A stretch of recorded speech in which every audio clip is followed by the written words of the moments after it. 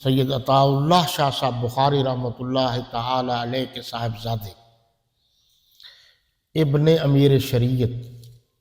خطیب ابن خطیب خطیب بنی ہاشم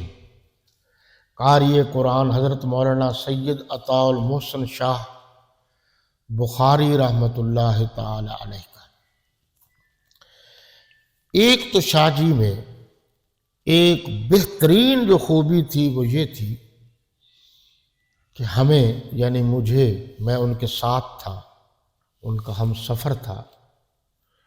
ان کا بیگ اٹھاتا تھا، کتابیں اٹھاتا تھا، وہ عام طور پر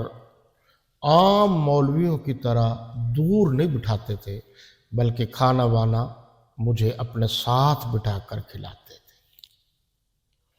اس وقت ہم جو سفر کرتے تھے وہ زیادہ تر جو سفر تھا وہ ہمارا بسوں پر ہوتا تھا، تو جو بسوں پر سفر تھا تو بعض اوقات رش کی وجہ سے سیٹ نہیں ملتی تھی، تو میں ذرا چھوٹی عمر کا تھا، حضرت شاہ صاحب بڑی عمر کے تھے، تو وہ جب تک مجھے سیٹ نہ ملتی وہ بھی نہیں بیٹھتے تھے، یعنی عام طور پر ہم اکٹھے سیٹ پر بیٹھتے تھے۔ کرایہ وغیرہ جو سفر کا تھا وہ خود ادا کرتے تھے، اور کبھی مجھے پیسے دیتے تھے کہ آپ ادا کریں تاکہ آپ کو پیسے گننے کا اور فوراً بس والے کو دینے کا بھی تجربہ ہو جائے، کیونکہ بہت سارے لوگ ہوتے ہیں تو وہ گنتے گنتے بڑی دیر کر دیتے ہیں جو برا لگتا ہے۔ اچھا، اب جب یہ ہم پروگرام پر پہنچ جاتے ہیں تو عام طور پر کچھ لوگ ایسے بھی تھے اس دور میں بھی جو خرچہ ورچہ اتنا کم دیتے تھے کہ سفر کا خرچہ بھی پورا نہیں ہوتا تھا،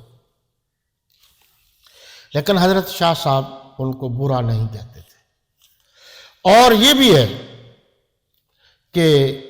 جتنا بھی لوگ ہدیہ ان کو دے دیتے تھے وہ لے لیتے تھے ہدیہ، کسی سے کبھی ناراض نہیں ہوئے۔ لیکن یہ شکایت بھی پہنچی کہ جب جو پیسے درمیان میں دینے والا ہوتا تھا وہ پیچھے سے پیسے زیادہ لیتا تھا اور حضرت شاہ صاحب کو کم دیتا تھا۔ یہ آج کل بھی ہو رہا ہے، ہمارے تجربے میں ہے، چونکہ میں بھی خود خطیب ہوں۔ جو درمیان والا آدمی ہوتا ہے وہ کہتے میں دیتا ہوں، تو وہ وہاں سے پیسے لیتا ہے زیادہ، اس میں سے کچھ نکال لیے، کچھ جاتے ہوئے جو ہے نا جی حضرت جی قبول کریں تاکہ کوئی نہ دیکھے، یا جیب میں ڈال دیے۔